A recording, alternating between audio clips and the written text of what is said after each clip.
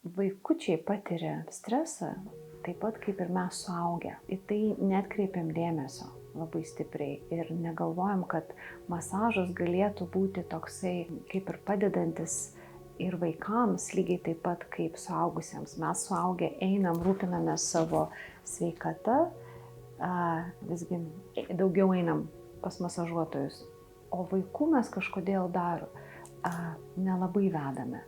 Tai vat pasakysiu, vaikai, kada ateina į mokyklą, pavyzdžiui, kai jie pradeda eiti į mokyklą, visa ta įtampa ir sunkumas rugsėjo mėnesį, pavyzdžiui, jie ateina jau visai susirūpinę ir užspausti. Paprastai žodžiais kalbant, kada vaikas kūprinasi ir jis yra užsispaudęs, va tada reikėtų jį ir atvesti masažui, kad atpalaiduoti jį ir atpalaiduoti ir fiziškai kūną, ir taip pat, kad jisai pasijaustų saugiai ir gerai.